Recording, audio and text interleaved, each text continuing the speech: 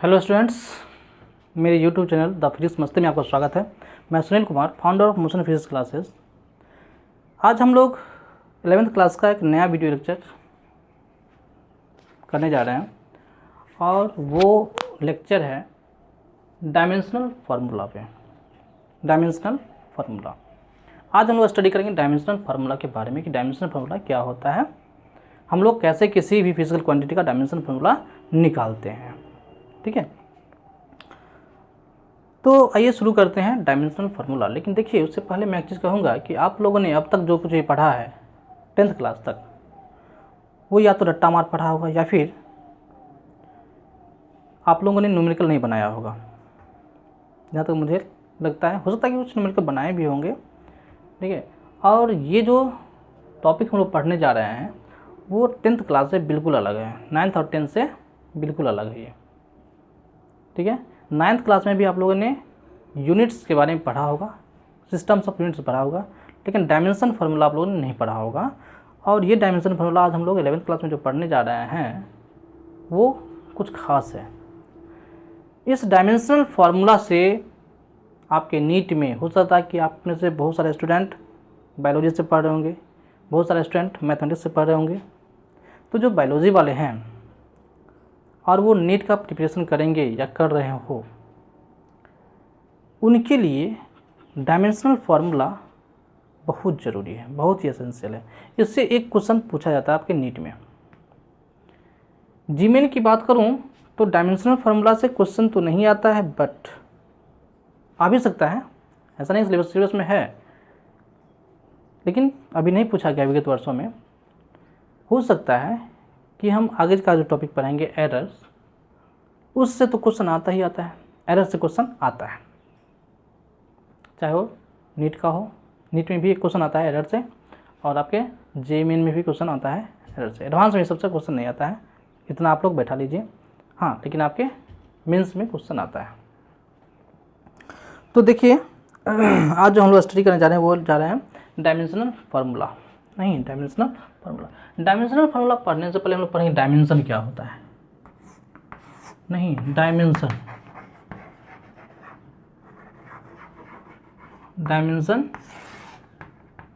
क्या होता है। ठीक है, देखिए डायमेंशन क्या होता है। डायमेंशन एक पावर है। डायमेंशन क्या है? पावर है ये। नहीं, जो ये बताता है कि वो बेस क्वांटिटी के कितने पावर से वो रेज्ड है। नहीं, तो क्या कहेंगे? The dimension of a physical quantity are the powers of a base powers are the powers to which हम इसको कहते हैं to which, ऐसे कह सकते हैं, to which the base quantity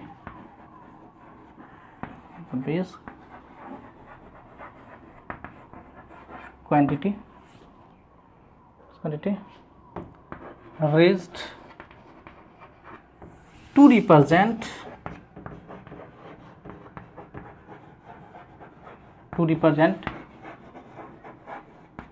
that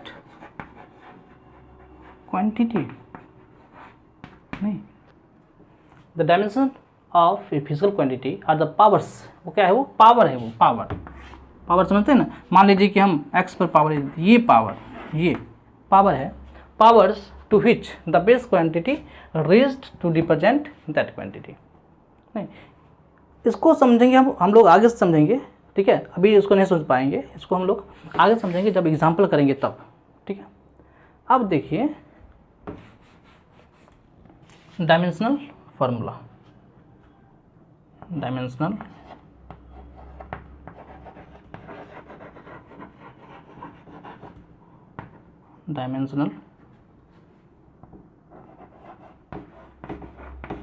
formula. ठीक है, डायमेंशनल फॉर्मूला, ध्यान दीजिए इसको।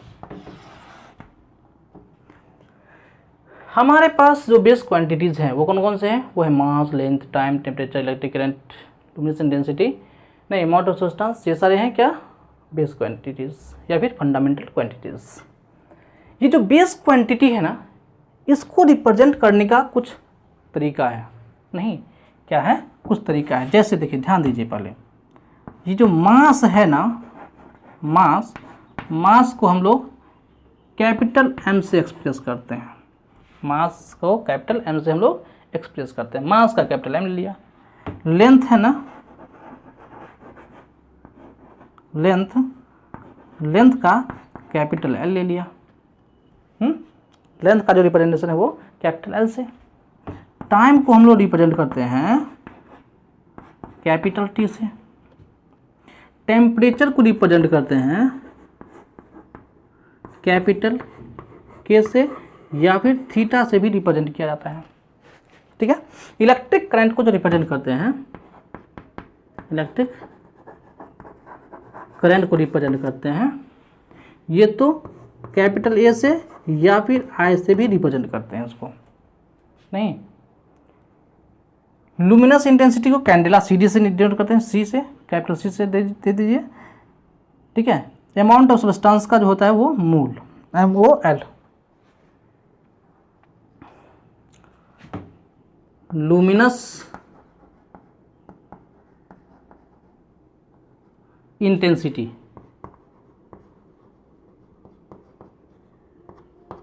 CD से, या सी से, सीधा सी से, ठीक है।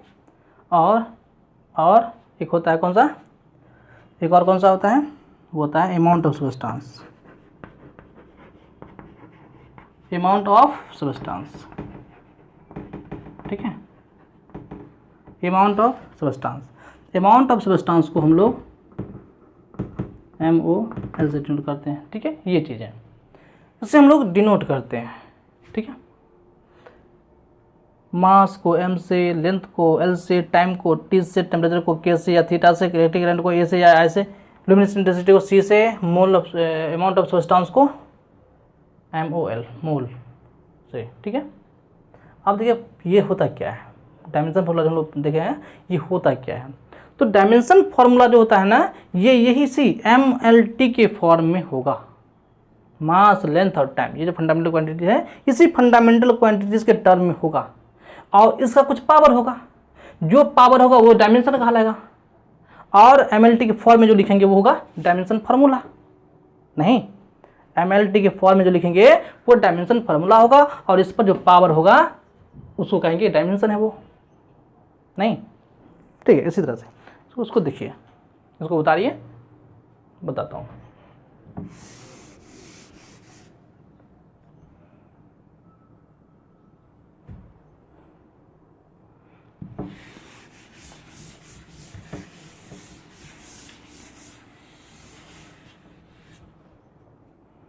ठीक है,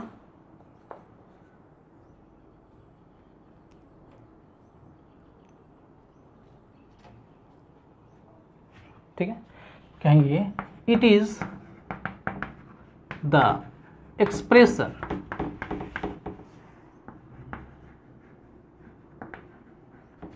of a physical quantity, physical quantity,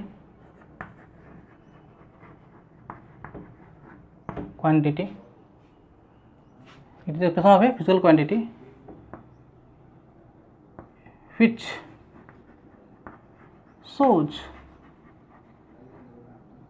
shows on which base quantity या fundamental quantity, in which base quantity, in which base quantities that fundamental quantities, sorry, that physical quantity, physical quantity depends, and how, ठीक है। and it is expressed in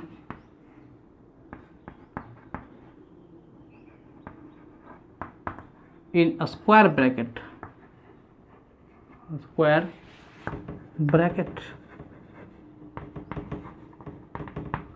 square bracket माने बड़का कोष्ठ, बड़ी कोष्ठ को बोलेंगे क्या चीज़, स्क्वायर ब्रैकेट बोलेंगे नहीं। तो क्या है कि it is the expression of physical quantity, ये है क्या, एक्सप्रेशन है फिजिकल क्वांटिटी का, जो दिखाता है हमको कि वह किस बेस क्वांटिटी पर डिपेंड करता है और कैसे, और उसको हम लोग एक्सप्रेस करते हैं स्क्वायर ब्रैकेट में। स्क्वायर ब्रैकेट इसको कहते हैं, ये देखिए ऐसे नहीं, ऐसे, इसको उतारिए। अब एग्जाम्पल से ही क्लियर होगा सब कुछ।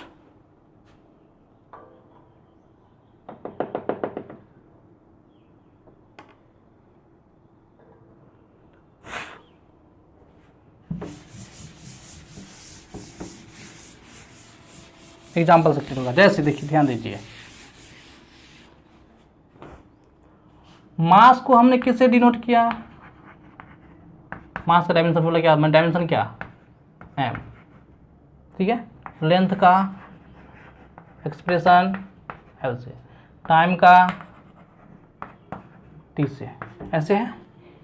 ये एक्सप्रेस हम लोग ऐसे करते हैं नहीं। देखिए अब जो भी डेराइव्ड फिजिकल क्वांटिटी है, जैसे मान लेते हैं एरिया, एरिया इक्वल टू क्या होता है, लेंथ इंटू विड्थ, लेंथ गुना width, L into B. L क्या हो गया, लेंथ, अब बी क्या है, ये भी लेंथ है, विड्थ में चौड़ाई, चौड़ाई क्या, वो भी लेंथ है, वो भी लंबाई तो है।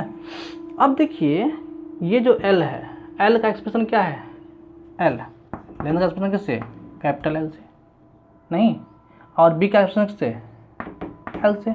तो एल गुना एल क्या हो गया, एल स्क्वायर हो गया। तो ये जो पावर हो गया, ये जो पावर है ये कहलाएगा डायमेंशन।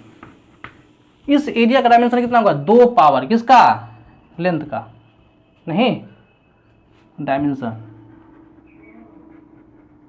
क्या कहेंगे हम कि डायमेंशन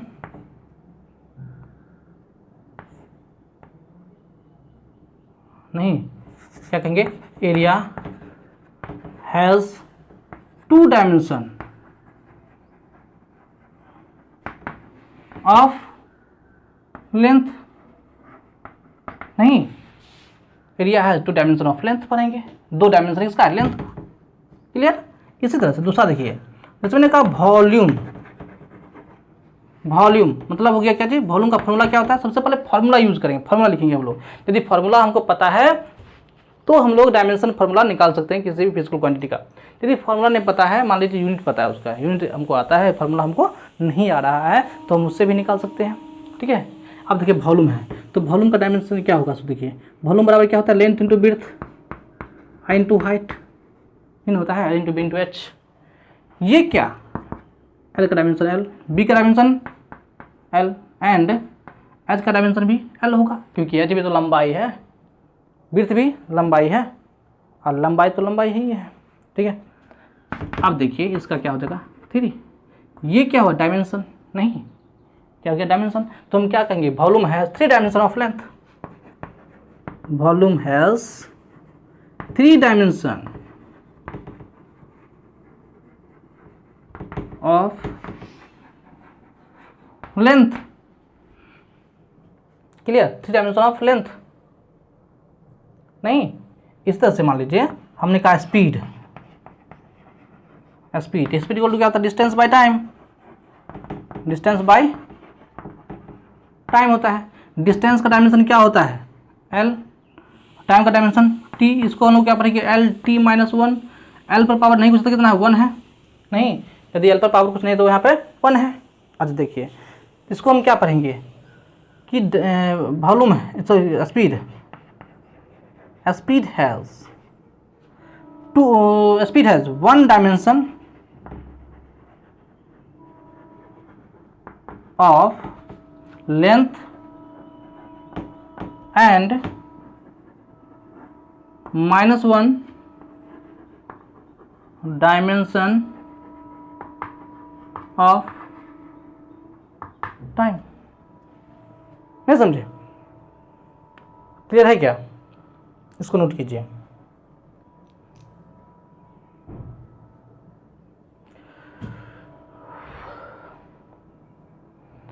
जिंदगी की राहों में रमझगम के मेले हैं, जिंदगी की राहों में रमझगम के मेले हैं, एक में भी तन्हा थे, 100 में भी अकेले हैं, 100 में भी अकेले हैं, 100 में भी अकेले हैं। चलिए इधर ध्यान दीजिए। आइए अब देखिए डायमेंशन फार्मूला, किस चीज़ पाते हैं हम लोग? डायमेंशन फार्मूला पर अब आते हैं।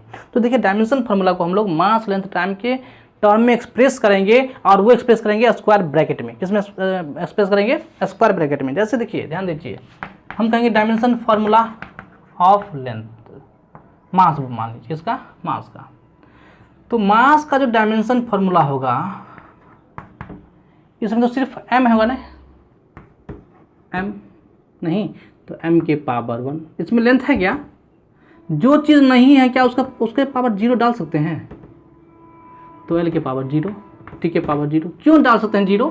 क्योंकि किसी भी संख्या पर पावर 0 इक्वल टू क्या होता है? वैल्यू उसका 1 हो जाता है। और जब इसको 1 से मल्टीप्लाई करें तो ये सिर्फ m हो जाएगा ना। तो क्या होगा? ये m पर पावर 1, l पर पावर 1, l पर पावर 0, t पर पावर 0, इसको स्क्वायर ब्रैकेट में घेर देंगे। नहीं तो मास का डायमेंशन हो गया, dimension formula m1 l0 t0। इसी तरह से दूसरा देखिए, यदि हम टाइम का कहेंगे तो क्या लिखेंगे? m0 t1 l और l0, नहीं इसमें l नहीं है ना, l0 t1 कह दीजिए ऐसे। नहीं यदि आप लेंथ का करेंगे, किसका करेंगे? लेंथ का करेंगे तो क्या कहेंगे? m0 l1 t0 कहेंगे कि नहीं कहेंगे? क्लियर है क्या? इसी तरह से देखिए एरिया का, एरिया क्या होगा? l स्क्वायर होता है। क्या कहेंगे इसमें?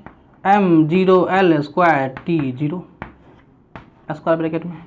इसी तरह से देखिए वॉल्यूम का लिखिए, तो वॉल्यूम का तो v3 हम लोग जानते हैं, सॉरी L3। L3 को कैसे लिखेंगे हम लोग? m0 l3 t0। नहीं, अब देखो बुआ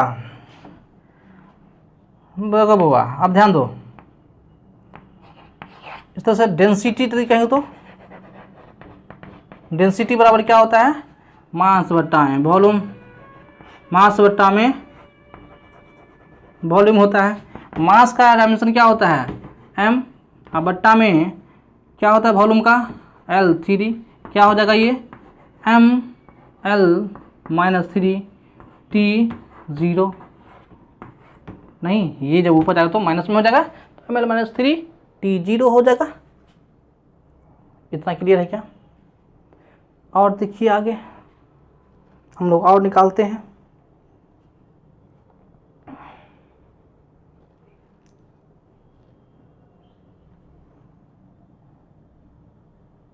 इसको उतारिए, वीडियो पॉज कीजिए, उतारिए।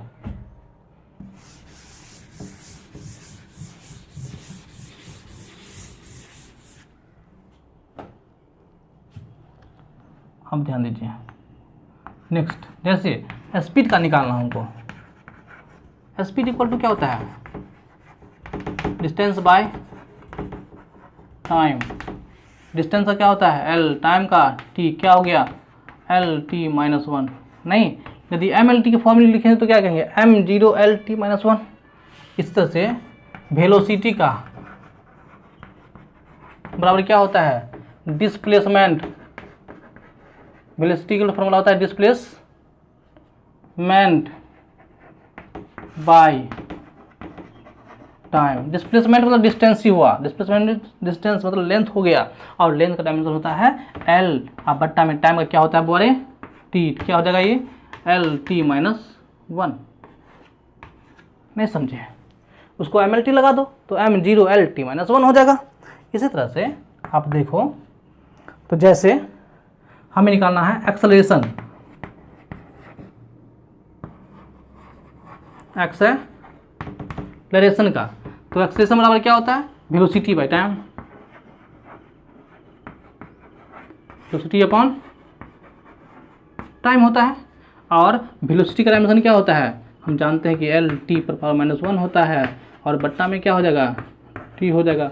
ये टी ऊपर जाएगा तो माइनस में हो जाएगा पावर, यहाँ पर नहीं कुछ है तो 1 है पावर, तो -1 हो जाएगा यहाँ पर, और -1 और ये -1 कितना हो जाएगा, -2। फार्मूला क्या बनेगा, एल टी -2, नहीं। अच्छा, इसी तरह से हम देखें कि फोर्स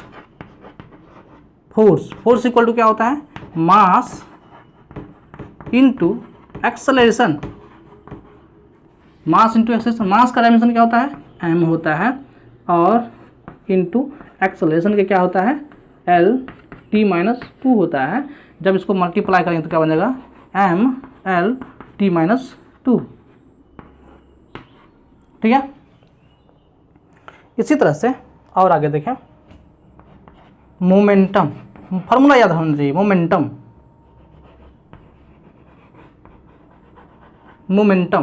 नहीं, मोमेंटम हम लोग पी से डिनोट करते हैं, किससे, पी से डिनोट करते हैं।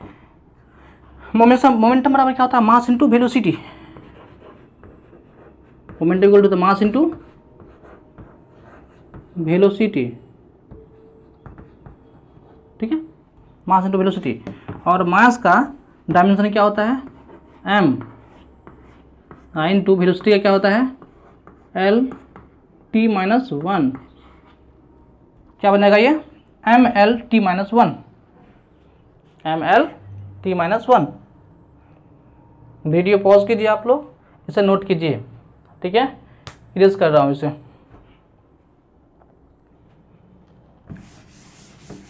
होगा इसी तरह से, ध्यान दीजिए, आ जाएगा सारा।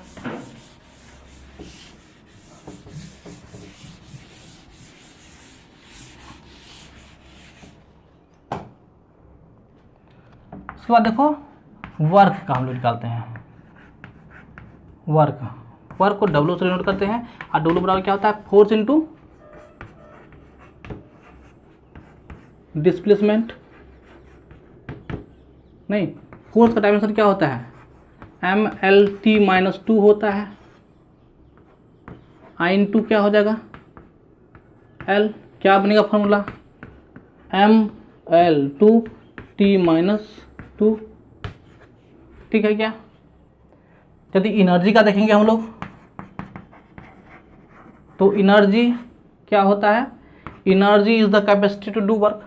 जो वर्क का डायमेंशन फार्मूला होगा वही एनर्जी का भी डायमेंशन फार्मूला होगा, और वो होगा क्या चीज़, एम एल टू टी -2, ठीक है क्या, क्लियर है क्या। अच्छा,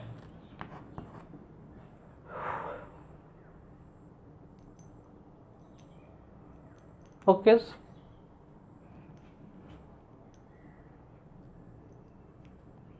क्लियर इतना तक। और देखते हैं पावर इक्वल होता है वर्क बाय टाइम। वर्क का डायमेंशन क्या होता है, ml2 t -2, और बट्टा में क्या होगा, टाइम t, क्या हो जाएगा, ये ऊपर जाएगा तो माइनस में जाएगा ये, तो ये बनेगा ml2 t -3, ठीक है। इसके बाद देखिए नेक्स्ट हम लोग देखते हैं प्रेशर इक्वल होता है फोर्स अपॉन एरिया। फोर्स का डायमेंशन क्या होता है, mlt -2 अपॉन क्या होगा, एरिया माने L2। अब ये जो करेंगे तो क्या हो जाएगा, ये जब ऊपर जाएगा तो -2 हो जाएगा पावर में, तो क्या बनेगा वो वाले, देखो तो ये mlt -2 इंटू में क्या होगा, L पर पावर -2, क्या बनेगा ये L माइनस 1 T माइनस 2 होगा, M L minus 1 T minus 2। इसके बाद देखिए एस्ट्रेस,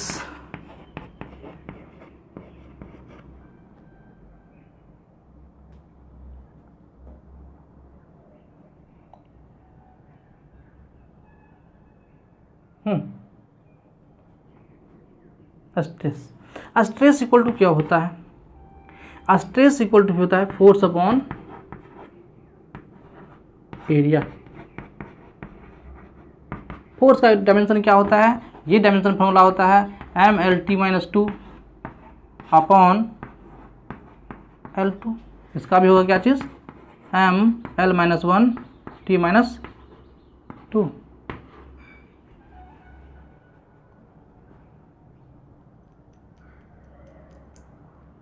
ठीक है,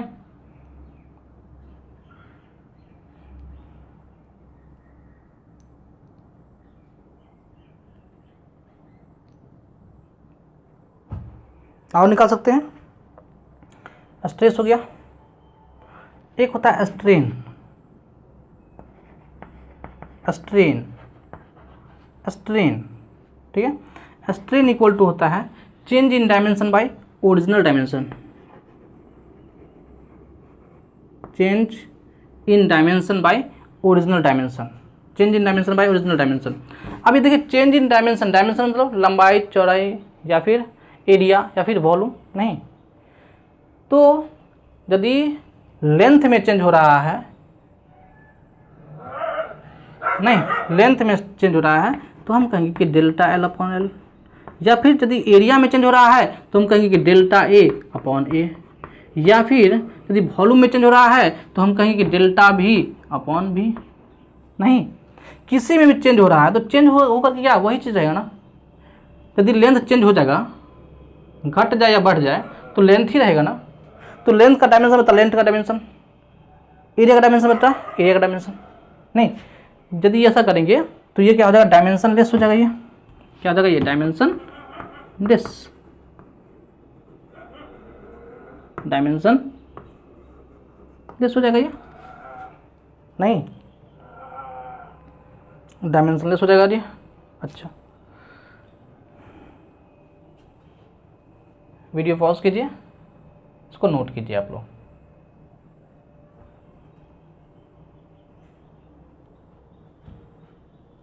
ठीक है,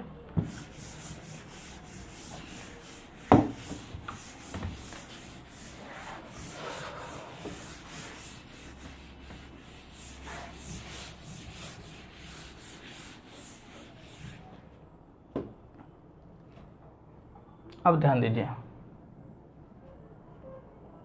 ध्यान दीजिए।